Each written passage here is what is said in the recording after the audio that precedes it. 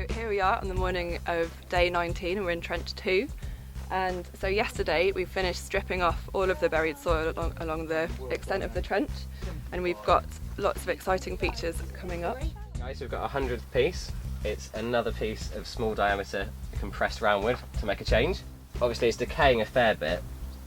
It's the weight of the deposits above it and the dewatering is causing it to be compressed down, so it's like twice as wide as it is thick now.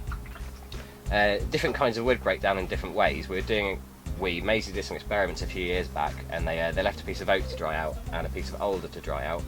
And the oak cracked in a few different places radially and shrunk down into little triangles. Then the alder just cracked in one place and sort of went, what? And just ended up with a tiny little triangle of wood left. Okay, heading for lunch on day 19. Beautiful day again, and we're here over in trench 1.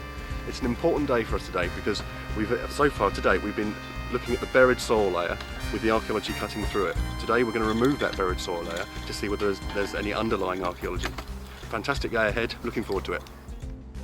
Okay, so today is our last day with the sandwich fan, otherwise affectionately known as the hot cupboard of love. And as you can see, everybody's lined up waiting for her to arrive. Pasty! Salad! Tango! Salad! Chips! I've gone for the breakfast pastry. Full breakfast in a pastry. Sausage, chips and hash browns in a roll. Sausage, potato and bacon and a bit of gravy. I'm happy. It's a good day. So yesterday we were thrilled to have a bronze metalwork specialist casting bronze swords. Now if you think of how we value objects now, we think of our iPhones and our iPads. Now these are very precious to us. And I suppose you could think of these swords as the iPads and iPhones of their generation. It's not something that you would really cast aside. If you left it on the bus, you'd be pretty upset.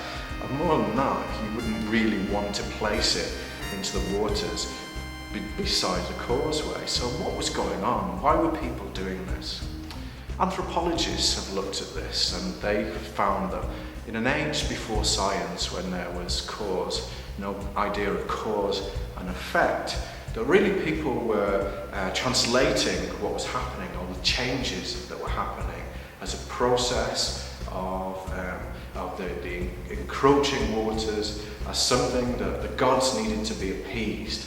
And one way of doing that was by placing these objects into the water adjacent to the platform and adjacent to the post alignment to satisfy the gods, to stop these rising waters that were completely encompassing their rich farmland that was disappearing, at first seasonally and then completely.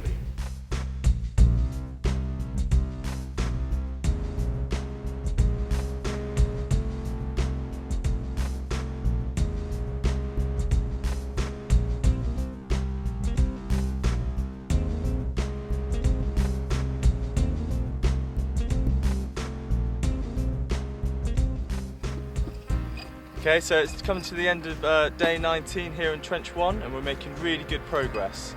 So we've taken out most of our post holes, we're just finishing off our ditch here, and so over the next 2 days we're going to take down our buried land surface right down onto the natural.